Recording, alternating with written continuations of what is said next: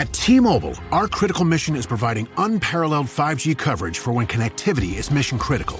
Introducing T-Priority, America's best 5G network experience for first responders, even in times of congestion. More capacity, faster speeds, better coverage. T-Priority from T-Mobile, built for tomorrow's emergencies, ready today. Discover more at t-priority.com. For qualifying organizations on eligible rate plans, coverage not available in some areas and may be impacted by emergencies. Good night, itchy eyes. Good night, sudden sneeze. Good night to your symptoms of allergies. Xyzal is the allergy medicine you take before bed. It provides powerful relief while you rest your head.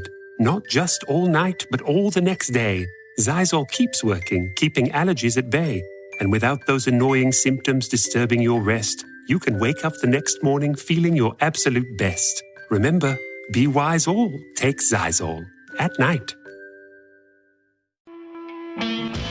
Today we're diving into the ancient art of brining, how a simple salt solution can enhance flavor, tenderness, and preservation. We'll break down the science, explore its deep history, and show you how to brine everything from venison to fish to foraged ingredients. Then we'll take it a step further to discuss corning, turning wild game into flavorful classics like pastrami and Montreal smoked meat. Plus, we'll share our favorite ways to cook with brined and corned meats. Grab a seat and stay tuned.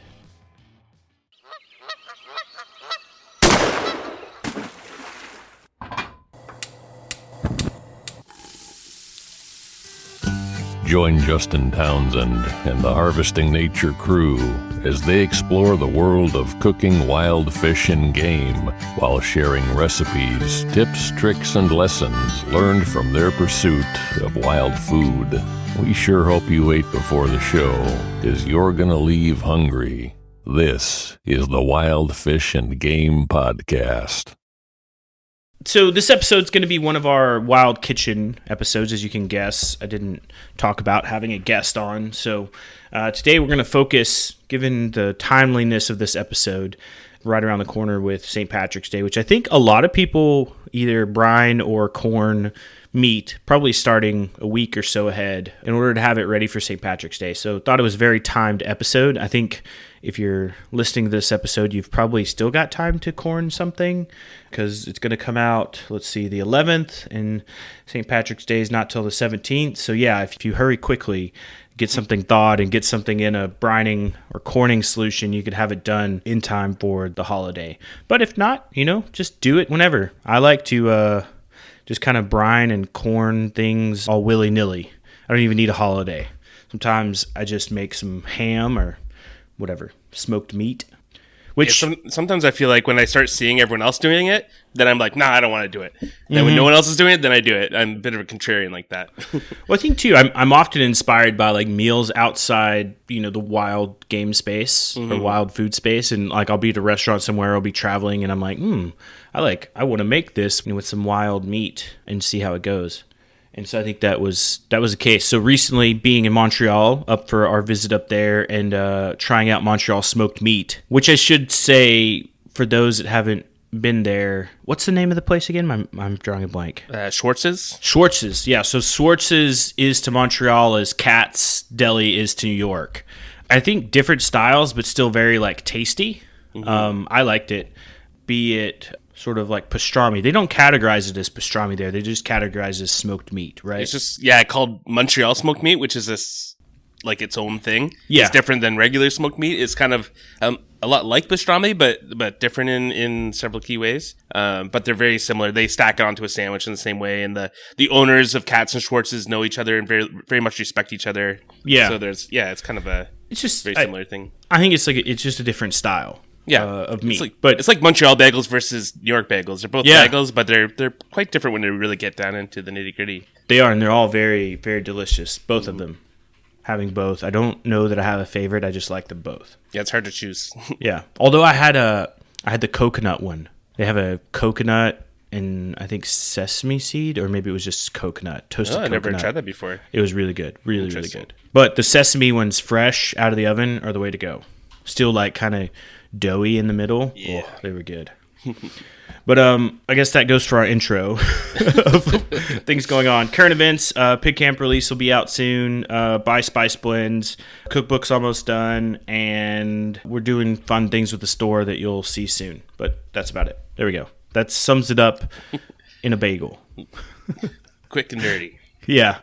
All right, so let's talk about... We'll break it out. We'll talk about brining first. So brining, really the process of taking an ingredient like fish, meat, or vegetables and mixing a salt and water solution. And that's going to be based on a certain percentage depending on what recipe you're using and how you want to really cure it. And you're going to submerge that object in that salt and water for a period of time. So you've heard me rant, and you've heard Adam rant, you've heard a lot of us rant and rave about soaking your meat in ice water after you've harvesting. This is not it. It's not the same. Brining is something completely different. It goes through a process called osmosis, where that interaction with the salt and water and the proteins both injects flavor, preserves meat, and also tenderizes. So I think it's really important to make that distinction. Do not just throw meat in water and expect the same result. You have to use a type of salt. And I'll talk about the different types of salt here in just a little bit, because you've got your just regular non-iodized salt, be it sea salt or kosher salt.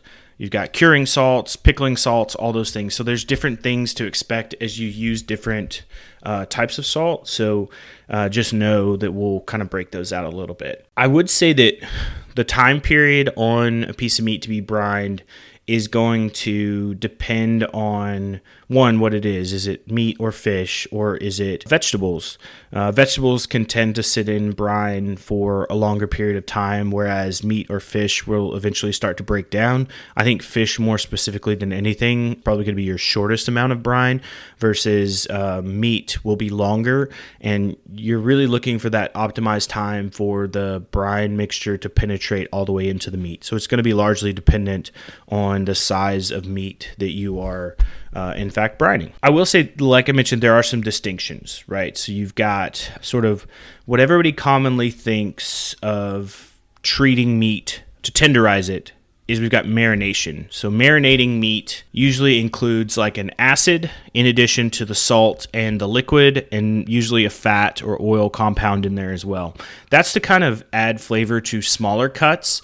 If you marinate a larger cut for a long period of time, it's essentially just going to kind of cook the outside of it, and you're going to get this weird sandpaper gritty outside exterior, and then nothing's really going to happen on the inside.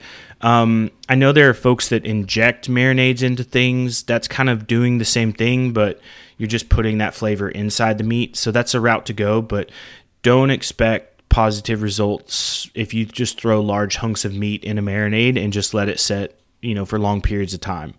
I don't think the outcome's going to be what you think it is, and oftentimes you can marinate for just like an hour or two and you'll get the same effect on the outside of the meat, or you'll do better to just cut the meat into thin strips and you could tenderize it with a meat mallet or like a jacquard or something like that. Put it in a marinade and then quickly cook it, and you'll probably have better results versus just trying to marinate large chunks of meat. Curing is a little different. I mentioned you're going to be soaking it in some sort of salted substance for a longer period of time, and that's going to cure the meat, preserve it, add flavor, tenderize, as I just mentioned. So that's for a longer period, which is the big distinction there. And then you've got sort of dry brining, which I think most common things you see like dry brined are, you see like fish dry brined quite a bit, like smoked salmon and things like that. You could either do a wet brine or a dry brine on that, and that's to help kind of cure it and preserve it. Gravlax are like one thing that kind of comes to mind, that sort of method. But that salt pulls moisture out of whatever it's set inside or set on top of, and then those sort of natural juices in combination with the salt kind of have that same brining effect. Could I interject for a moment there? No.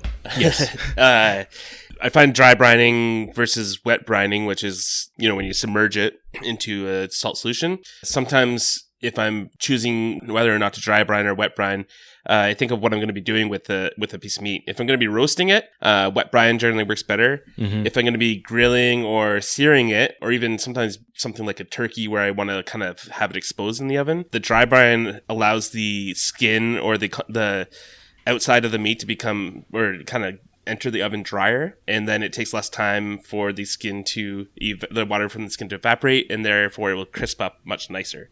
So say a turkey left in a wet brine versus a turkey left in a dry brine. The dry brine turkey will roast with crisper skin and more colorful kind of skin at the end of it all.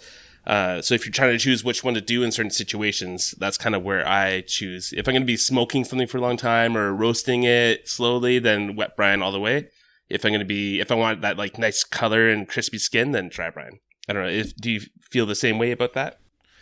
I typically only dry brine like fish. Okay. I think I don't typically, if I'm going to cook something and I'm going to brine it, it's usually going to be like a longer, slower cook. Usually like smoked something versus like a quick roast, I think, in like the oven, or a quicker roast in the oven, I should say. I mean, yeah, it sounds good to me. Yeah.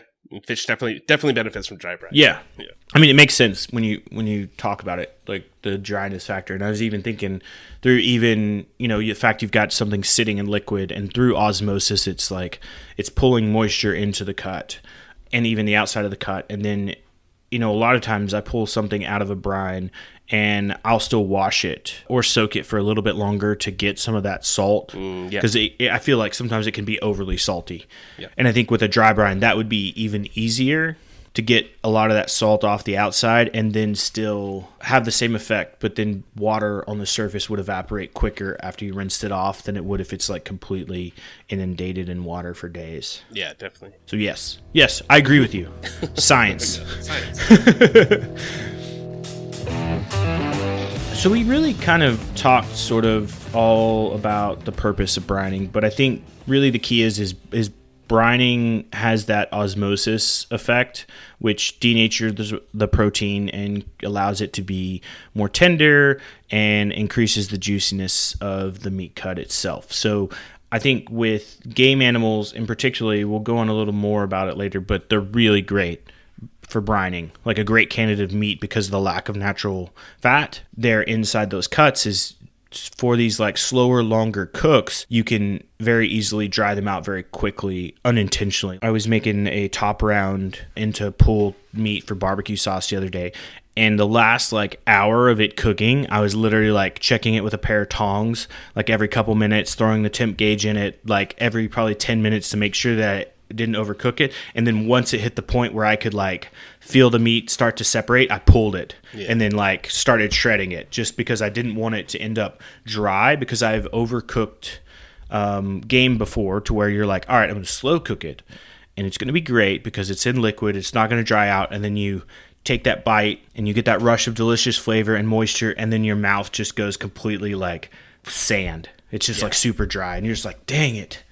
And you can't, it's hard to come back from that. I usually just shred it, add some sort of fat back into it, and then, kind of go from there. But I would say brining and curing kind of help prevent that as well. And then sort of the safety aspect of corning, I'll talk a little bit about it now, and we'll talk about it a little later, is I think corning is a great way to preserve, and the curing salts and all that add in to help inhibit bacterial growth on the meat so that you can kind of keep it and use it a little longer. And then, of course, you're smoking or roasting it at a lower temperature for longer, that you're in that sort of like threshold of danger for introduction of bacteria like botulism and other kind of things that can exist and survive at that like low and slow temp. I think it's if it's under 190 160. If it's under 160 for more than 2 hours, you're like in that danger zone. Mm-hmm. And so by doing the curing via curing salts, you're kind of like that salt is preventing that bacterial growth in that danger zone. Think of almost as like corned meat, or actually like very brined meat, as almost like a pickle, because what you're creating is like a meat pickle in a lot of ways. Yeah, think of like meat pickles. Think of a cucumber sitting out on on a counter will, get gross and moldy pretty quick, but a pickle will last quite a bit longer. And the same thing goes for the meat. And before refrigeration, that was pretty damn important to try to stretch meat as far as possible. So I think a lot of people just ate nothing but that kind of meat rather than fresh. Yeah, I think about like the old sailing voyages, and I don't want to cut into on your history section. We'll go into there, but it was very important. You hear about all these transatlantic or old voyages. They always travel with like salted pork or salted beef in like these big wooden casks, and that salt prevented the bacteria from destroying the meat, so they still had things to eat. Yeah, it's pretty incredible. Take it away. Let's do some history. Okay, so this is the section of the podcast where half the people probably tune in very interested and the other half tune out while I nerd out about the food history, but here it goes. So the earliest recorded history of brining meat and fish dates back to the ancient Mesopotamians, who all existed some time before 2400 BCE, so a long, long time ago. Process was likely used, like we said, to help preserve ingredients before refrigeration was available. That would have been extremely important, trying to preserve things as long as possible. People would have been drying meats before that, salty meats, and now brining is kind of brought into play around this time. Shortly after, the Egyptians, they were very fond of brining fish, salting and brining fish, which they traded around their known world anyways, around the, North Africa and Mediterranean basin. And they're very, very famous for their brined fish. Eventually, the Romans specialized in using salt to brine meats. They loved brining meat, as well as small fish, which they used to make garum. I think we've talked about that before. It's like a ubiquitous Roman condiment used much like ketchup is used today.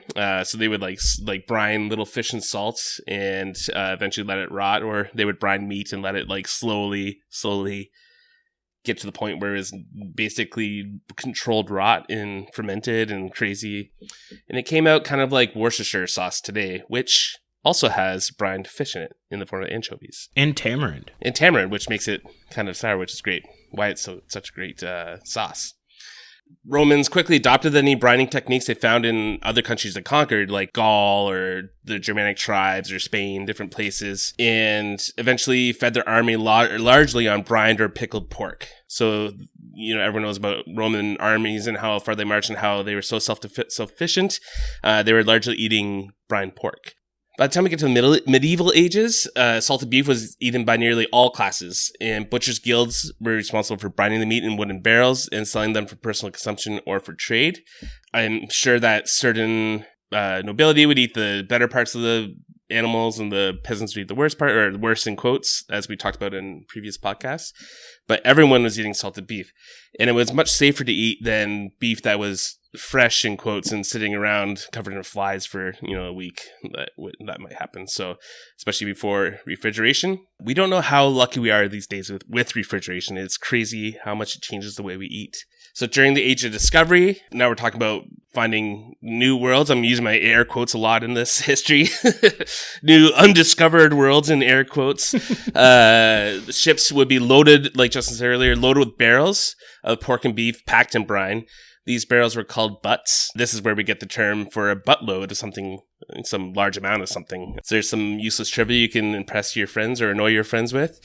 It's also why pork shoulders are referred to as pork butts, and it's not because it's from the butt end of the section. It's because they would pack these pieces of shoulder into butts or these barrels, and they were very easy to pack a lot of them in due to their shape, so they would usually use the shoulders. This is around the time when corned beef was first invented. So corn refers to small grains in Old English. And that's why you might encounter, biblical references to corn, even though there was no corn in the old world. It all came from the new world. So corn just referred to small grains, and corning used small grains of salt. So corned beef meant salted beef, basically. So they would basically create a brine for this meat, and then certain spices were added, and saltpeter was probably added, which is where they got the nitrites from. And it would develop, a special flavor, a pinker product, and it would help to preserve the meat even further. Corned beef was especially popular in Ireland due to the large amount of cattle growing there for British consumption and because of the lowest salt taxes in the region. So salt was such a high commodity. There was taxes and I'm sure there were tariff wars, which we're seeing nowadays again, all on salt. But Ireland had the lowest salt tax in the region, so they were kind of like the the Bermuda or the Florida of the tax evaders. And this is why we still enjoy corned beef on St. Paddy's Day, hundreds of years later. So that's an interesting little tidbit. For many years, corned beef was looked down upon in early America, as it was seen as nothing more than coarse fare for like slaves, servants, sailors, soldiers. It wasn't eaten by regular people. Once the Irish immigrated, though, to America en masse and they came in droves, they brought with them corned beef because they were used to eating it. And it became much more popular across the States and Canada, even being adopted by Jewish communities in New York and Montreal, which we alluded to earlier, who furthered the recipe and mixed it with old recipes to kind of create pastrami and Montreal smoked meat, which is pretty cool. In Newfoundland, brine beef became to be known as naval beef, probably because of its sailing history, though I just made that up, so you might want to check on that. And was Sounds used, good. Approved. It was used to supplement fish in the diet, which was, diet made almost only of salt cod. So the salted beef, if anyone has ever been to Newfoundland or eaten food from Newfoundland, it's quite salty, and that's because they had to, preserve everything. It's still eaten today for holiday meals, is the star of the ubiquitous Jig's dinner. So it's kind of like a boiled corned beef dinner, similar to the Irish style.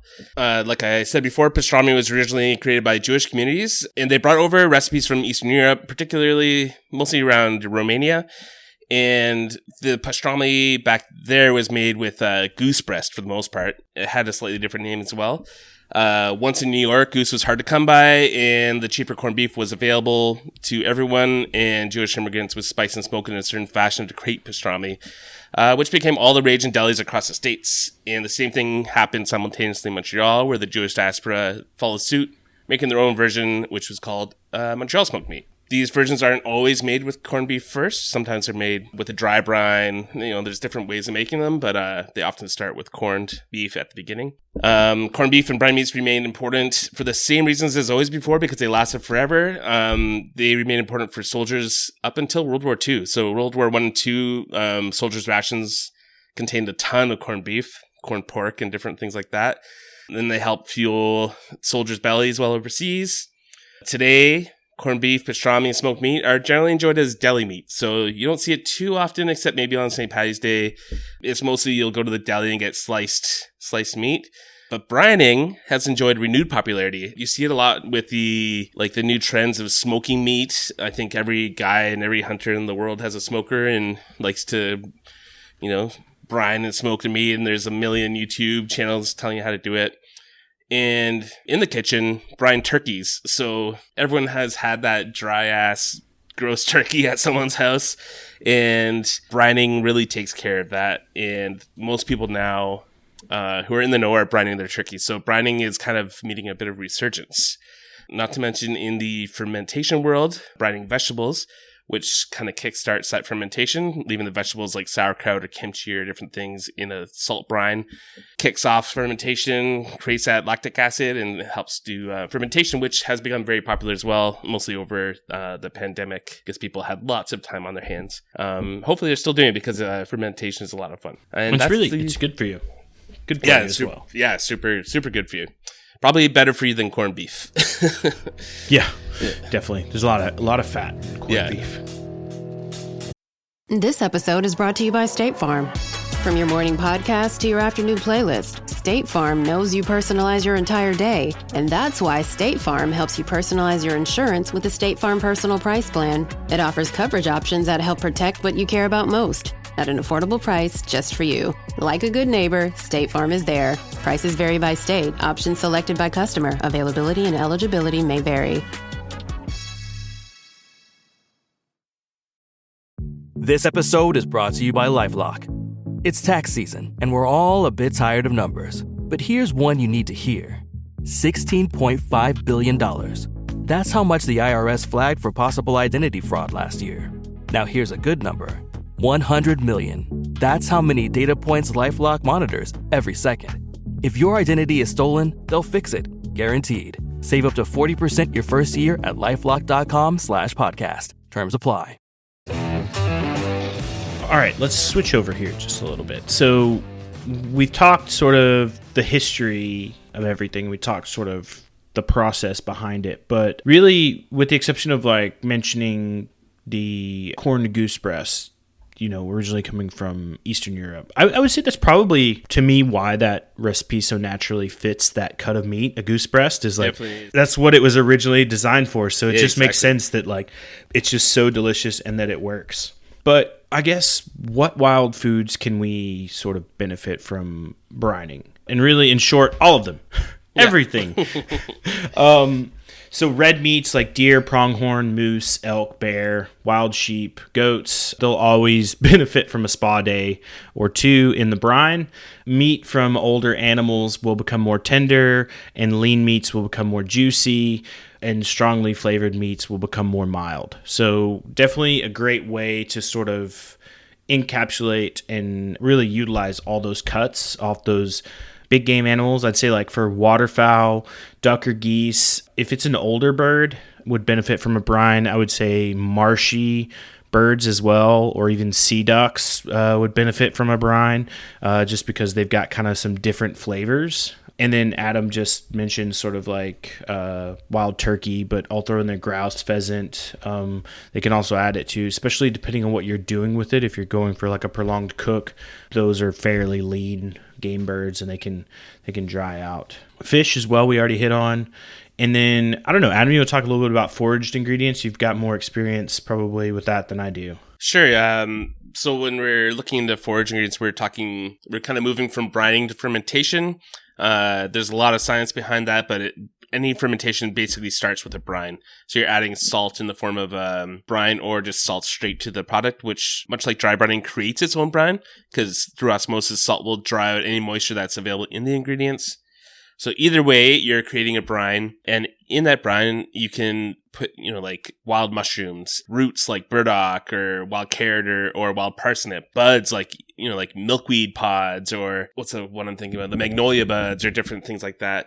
And even fruit can be brined and fermented. That's really cool too if you're using like Saskatoon berries, or they're also known as service berries, or wild blueberries, even like a lightly brined and lightly fermented. So you're only fermenting for a day or two. And then you spoon that over like venison steak. Can be something really beautiful, and it can introduce flavors to your plate that you've probably never tasted before. It's kind of fizzy, it's kind of salty, it's kind of sweet, it's sour. It's very nuanced, and lots of depth of flavor.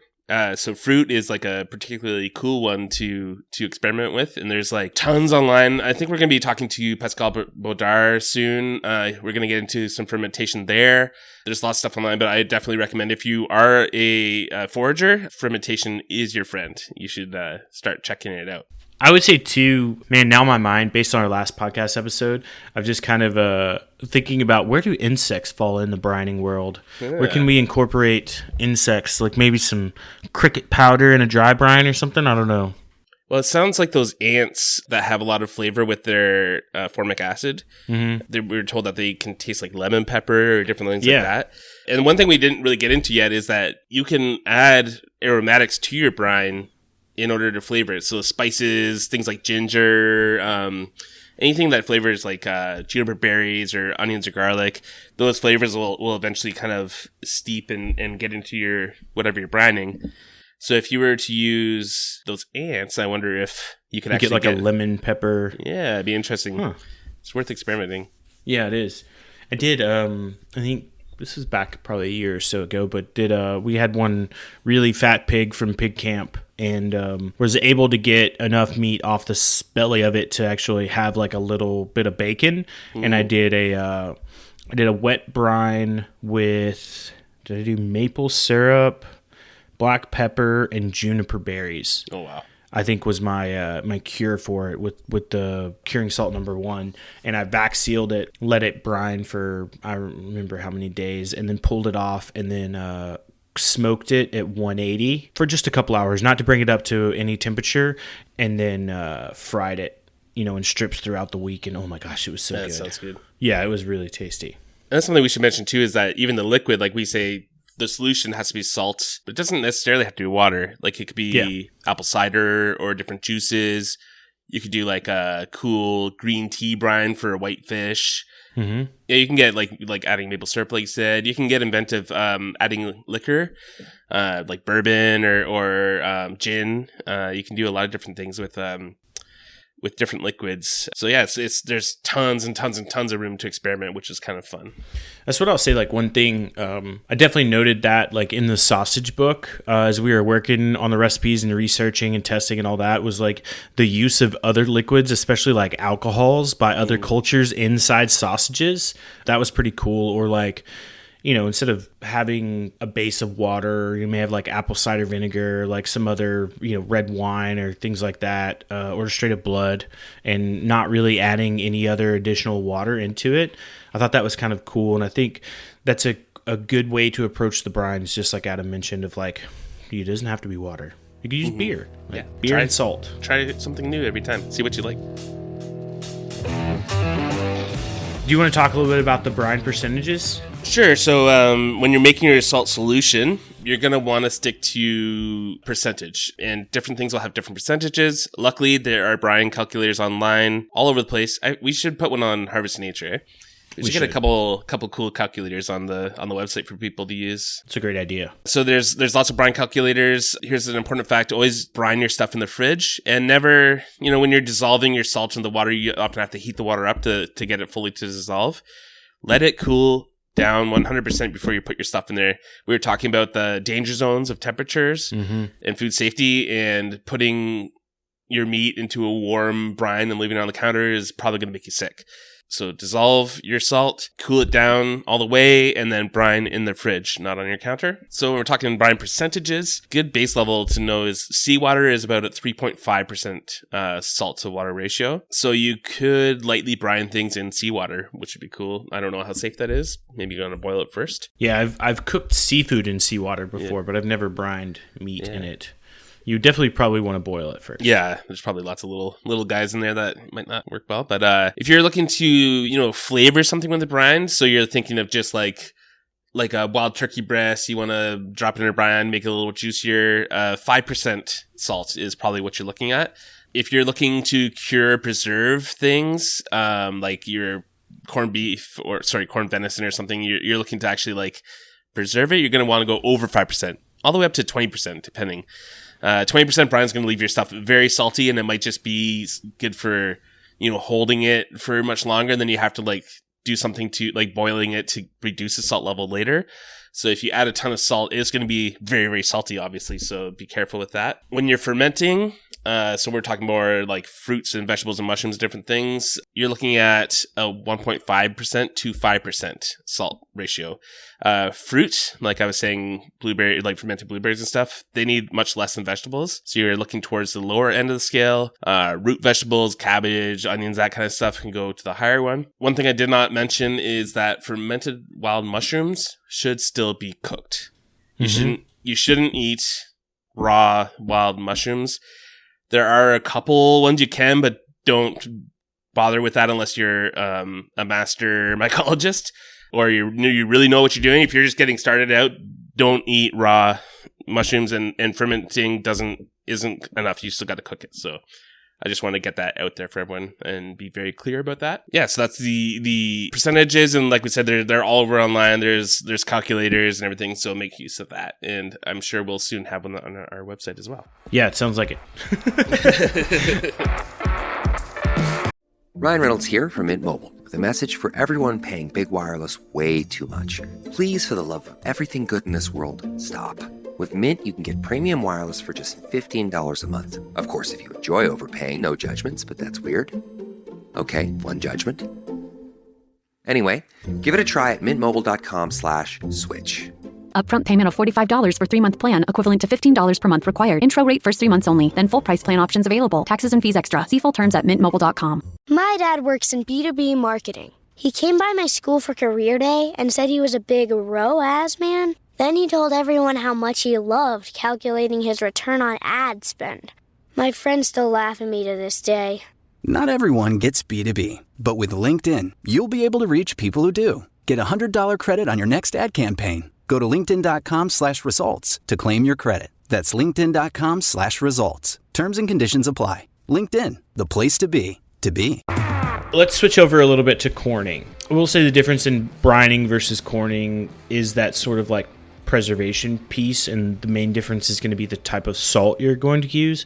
So most corning recipes are going to include your nitrates. So both nitrates and nitrites reduce the risk of like botulism because they inhibit the growth of the bacteria spores in there. Those are commonly introduced in curing salt number 1 and curing salt number 2. You'll hear them called pink salt number 1, pink salt number 2, and then sort of what we're talking about for standard brining would be either sea salt or kosher salt is what I use because it's generally a pretty steadier salt percentage, and the minerality content is more secure than like sea salt, which can vary a little bit. I would even say too, so we talk about this in our sausage book in pretty depth. We have a whole chapter dedicated to salt. So pink curing salts, number 1 and number 2, still contain salt. They just have the addition of the other additives in there that aid in the curing process. So you have to factor them into your like overall salt content when you're talking about sausage making. But I think it's really important that people understand the fact too that when you're talking about curing and you're looking for a certain percentage, like if you really want to get down to the math, which is why we recommend using the calculator, is because it can give you that exact percentage you need for a recipe based on usually like an equilibrium cure is what we're going to use. So that would be weight of the meat versus volume of water versus salt content. And that sort of helps you figure out exactly how much curing salt you need, how much liquid you need, how much time it needs in that. And you can break all that out and do the math and go like Goodwill hunting if you want, or you can just use one of the online calculators, which we'll get ours up and running because actually I really like this idea now that we keep talking about it. So we'll create one and have it available. I think is Instacure is something we don't get in Canada as far as I could see, but I see it on recipes a lot. Is that just a cure number 1 basically? They're essentially the same thing. Yeah, you can. So I would say like, but the big difference is Instacure isn't pink. Yeah. Whereas prog powder or just straight up cure number 1, pink cure number 1, whatever you want to call it, and pink cure number 2 are pink. And that is to distinguish the difference between that and actual regular salt so that you don't eat the pink salt thinking it's just regular table salt or kosher salt because too much of the nitrates and nitrites are bad for you. And so that's why... Yeah, very, very bad, like deadly. So that's why you have to be very careful and make sure you understand your percentages in order to do that. I would say that why you end up with that pink color is because you get the natural myoglobin in the meat, and that sort of the nitrates and nitrites help preserve that in there without losing it. I would say that beef cured without nitrates or nitrites has a gray color and it's sometimes called New England corned beef. So that would be just that regular salted meat. But I still think that that's going to be prepared in a different manner. It's not going to be slow cooked. You're not going to leave it in that danger zone for that super long time. So just be careful.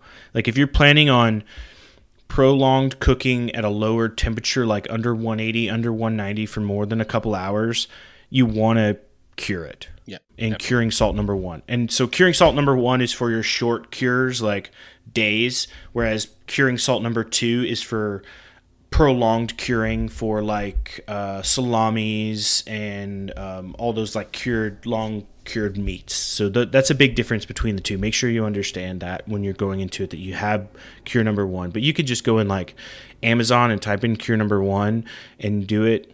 If you're talking about it for like sausage making, and this is a little more advanced, but we talk about it in the book as well, and I'll just hit on it now. When you're talking about overall salt content in recipes, and we talk about that there, and we have each recipe has the percentage of salt, you're looking between 20 and 30% salt content in your sausages. You have to include the curing salt as a percentage in your overall salt content. So you might have 25% kosher salt, and you might have 2.5% curing salt or 0.25 or something like that. Yeah, not 2.5, like 0.25 or whatever.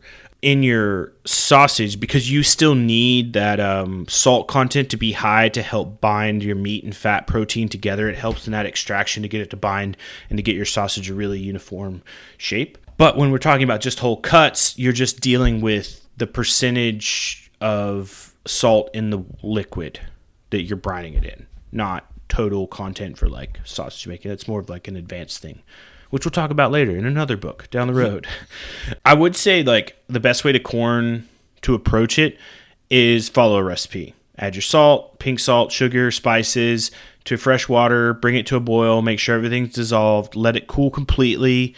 I would say one way you can do it is, if you need it to cool down faster, is to take like frozen milk jugs and put in there with the caps on it, so you're not letting the water come out, but that'll let it start to cool down quickly. We used to do that with stocks back in the restaurants. You want to rinse it off or let it soak after it's finished its duration, and then you're going to cook it until it's you either smoke it or simmer it until it's tender, and then slice it, eat it cold, hot.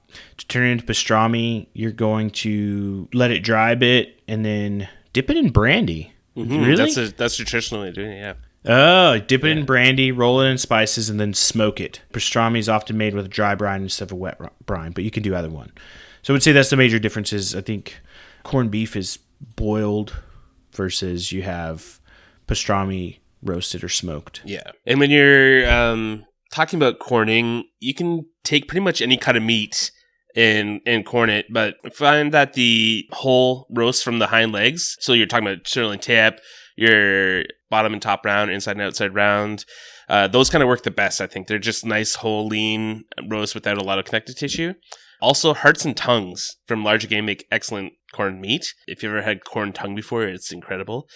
And then we've mentioned before, goose breasts probably are some of the best things to corn. They just work so beautifully and perfectly, and it tastes so good. You could also do it with large duck species, and even wild turkey. You could do like a light corn. You're not going to want to push that white meat nearly as hard as the red meat, but you can do like a 2-day corn or something on it and have like a lighter corn turkey. So there's a lot of different things you can do. You can also experiment and push the boundaries and see what works and what doesn't. I've seen a lot of people do with the turkey the like pickle brine. Yeah, I think that's a good one as well. Let's see. I think, what are some delicious, yummy ways in which we can use corned meat or pastrami? Well, we've got some recipes, but I'll just list these off and then we'll go through the recipes. So breakfast hash, pizza, Irish nachos, sandwiches, egg and spring rolls, casseroles, tacos, burgers, soups, dips. I mean, really, it's endless. You got to think about it. Like, these meats were developed to eat standalone or eat in other ways, and they were made to be used throughout in substitute of like fresh meat. So let's see, I'll hit up the first one here. I started this one, and this sort of like leads into my corning, and I made a venison Reuben sandwich, and this sandwich was really, really good. I think the only thing, if you're going to follow this recipe, I don't know if I mentioned it in here or not, about washing the brining liquid off or boiling it for a little bit, or just setting it in some water. I didn't do that when I originally made it, and I found it was a little saltier, but I mentioned that in the comments of the steps to kind of like, hey, you can do this. But my brine, in this I did use Tender Quick. It was before I kind of got down the rabbit hole of cure number 1. So I used Tender Quick. Follow the directions on the back of the Tender Quick bag if that's all you have access to. You'll get the same results. Brown sugar, mustard seed, black peppercorns, whole cloves, cinnamon stick, bay leaves, allspice, onion, and garlic. And essentially just corned it for about 4 or 5 days, and then soaked it a bit, rinsed all the salt off, make sure it was good, and then I actually put it in the Dutch oven with 2 cups of water and baked it for about 3 hours or so. You may not have to bake it that long. Temp it and see when it starts to become tender. You're looking for that like 190-ish mark on that. And then I did the homemade sauerkraut, which I'm super proud of. To do that, it's a quick pickle. You're not fermenting. You take shredded cabbage, you take salt, and you just work it with your hands into the cabbage until the cabbage becomes just like floppy, and you'll just end up with all this excess liquid. That's the liquid that's coming out of the cabbage, and then you just put it in a mason jar, make sure it's filled all the way up to the top, and that's good for a few days to a week. I guess I fermented it for about 3 to 5 days, but honestly, you can eat it the same day if you really wanted to. But it takes probably about 5 to 10 minutes to get the cabbage like fully squeezed with the salt and incorporated. Once you have it in the jar, you check it after like day 3 and whatever, if it starts to taste good to you, if you really like it, and then go for it. And I made an Irish maple mustard dressing because I didn't want to do Thousand Island, so it was really good. But that sounds good. Yeah, it was good on some toasted bread with some cheese, and it was yummy. And then I think the next one, the corned venison breakfast burritos, corned venison hash, that was essentially just leftovers of the meat, and that was just all chopped up with potatoes and eggs and cheese and guacamole, sour cream and salsa, wrapped up in a yummy burrito. So you can imagine what that tastes like. Deliciousness. So yeah, I got another hash recipe. Hash is one of the best ways to use leftover pastrami or corned beef. It just goes really nicely. Just chop it up, cook it with potatoes or whatever. And field staff writer Gunnar Emberg actually did that at camp. I also often will make a hash while I'm camping for breakfast, something like pretty hearty for the day. So he just, this is a springtime, and he mustn't be camping where I would camp, because in the springtime you just get eaten alive by black flies, but maybe down south you don't as much. So he just took butter, some freshly picked ramps or wild leeks, some potato, some cotija cheese, and leftover pastrami. And then he used Harvest Nature Big Game Blend and just kind of cooked everything together in a cast iron over the fire. And it's simple and absolutely delicious. And that corned beef or pastrami will last a bit longer while you're camping too. It's not as likely to go bad as fresh meat. So it's a great candidate for camping. It's another one from another one of our writers is this is from Brandon Dale. Wood-fired goose breast pastrami margarita pizza. So he took goose breast pastrami, which he talked about being one of the best things, and he goes into how to make it as well. And then he makes a pizza from scratch, basically taking a ball of pizza dough, your store-bought or homemade, whatever you want, some crushed Parmesan, tomatoes, lots of garlic, some fresh mozzarella, a little bit of Asiago Parmesan, just for some more umami. And then you just thinly slice a goose breast pastrami, garnish with basil leaves, olive oil, and salt, and you just cook it in as hot of an oven as you possibly can for as short a time as you can, and you end up with a beautiful pizza. And this just goes to show kind of the versatility of this ingredient, corned beef or corn game or pastrami. It can just kind of go anywhere and make anything delicious. So I think another one we have is a different take on a goose pastrami. And this one's different because in the first recipe that Adam just spoke about, Brandon doesn't use a curing salt, but he smokes it above 200 until it gets to a good cooking temp. So I think that is that key factor there. We talked about that safe zone or the unsafe zone. So this one's by Sean West. And Sean actually follows Hank Shaw's Canada Goose pastrami recipe pretty well in that, you use your goose breast, use kosher salt, Insecure, and then thyme, celery, caraway, sugar, black pepper, coriander, and brandy or red wine. And just like Adam said, once it's done in the cure, you roll it in the brandy and then roll it in the spices, and then you're gonna roast it and then smoke it, and then it's gonna get warmed back up, and then you're gonna slice it thin and then make a delicious sandwich from it. The triple cheese Canada Goose pastrami sandwich got Parmesan, Swiss cheese, and Roquefort. Sounds pretty tasty. Yeah. And then the last one, so John Vile takes venison pastrami. He makes delicious venison pastrami. How does he do it? Let's see. So he uses bottom round roast, dry cure for 2 pounds. He uses Morton's Tender Quick, coriander, dark brown sugar, and fresh ground black pepper. And his pastrami rub, he does ground black pepper, coriander, sugar, ground mustard, garlic powder, onion powder, and ancho chili. So it's a little bit of spicy. That's a cool addition. The ancho chili powder. So that's like smoked and ground jalapeno, I believe, or what ancho ends up being. Right? I don't think so. That's chipotle. Yeah, there we go. I got it mixed up. Ancho. I can't remember which ancho is. Poblanos. There you go. Yeah, it makes sense. So yeah, so that's really good. And then basically he dry cures it Wait, dry cure? Oh, yeah, he dry cures it instead of wet curing. Yeah, which I think is common for pastrami. Pastrami will often get a dry cure rather than a wet cure, but it all depends on, which style you're kind of making.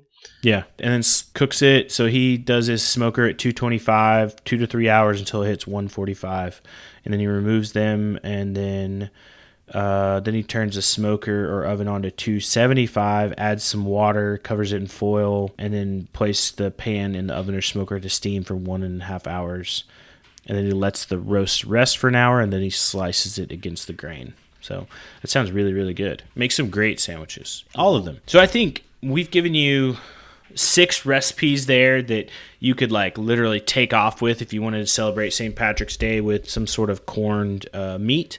I think from anywhere from burritos to sandwiches to pizza, or you could just eat it as its own thing and perfectly enjoy it. Throw some cabbages in there if you're going to run the smoker. I really like smoked cabbage. Have you ever had that, Adam? No, but I love the sound of it. So growing up, we would make it. You would take a whole head of cabbage and you would quarter it, not all the way down, and then you would stuff a whole stick of butter in there. Yeah. And then you would put salt, pepper, garlic, smushed all in there as well. And then you'd pour a bunch of Worcestershire sauce on it, and then you would foil it up, and then you'd put it on the smoker and just let it go. Oh, that sounds good. Oh, and it was great. I wonder if anyone, I thought you were going to go say that you stuffed a beer can in it, like a beer can chicken, but now I want to do that too. Smoked cabbage, a beer can stuffed out the middle. Yeah. That's interesting. Well, someone's got to make it and let me know. Yeah. I think corning's a great approach to make really any delicious thing more delicious. We talked about the historical roots and all that, but there's so much to it that you can do and so many different flavors that you can impart. And because you're leaving it in a solution for a prolonged time, it gives it the opportunity to soak up more flavors and stuff. I don't know. Adam, you got last thoughts? No, I would just say don't wait for St. Patty's Day to make it. Yeah. Don't cage yourself in with the what's available online. Use your imagination. Make a chowder with it. That would be good. Make a dip. Make anything. You can just kind of take your favorite recipe and try to incorporate pastrami or corned beef in there. Also, experiment with brining and the different salt levels and the different liquids and different aromatics and get a sense of how that works. And I think your wild game, your lean or powerfully flavored or old and tough wild game is going to get a lot better. So yeah, I recommend experimenting and trying it out. Absolutely. And I would say too, we didn't even talk about it like ham and other things, but there's we geared it more towards the holiday, but you get into curing hams and things like that, wild pork, venison ham, all those different things. Ham is another one of my favorites, so definitely do some research. We've got some of those recipes on the website as well that are worth looking at. I think I've got a ham recipe, a few other people do as well. There's lots of good stuff to do with ham. Yeah. But no, thanks everybody for listening. We'll include all the links in the show notes so you can visit all these recipes. And please, if you try one, let us know. And then whatever podcast platform you're listening to, punch that 5-star button, leave us a review, tell us we're doing right or tell us we're doing wrong. Thanks everybody. Have a good night.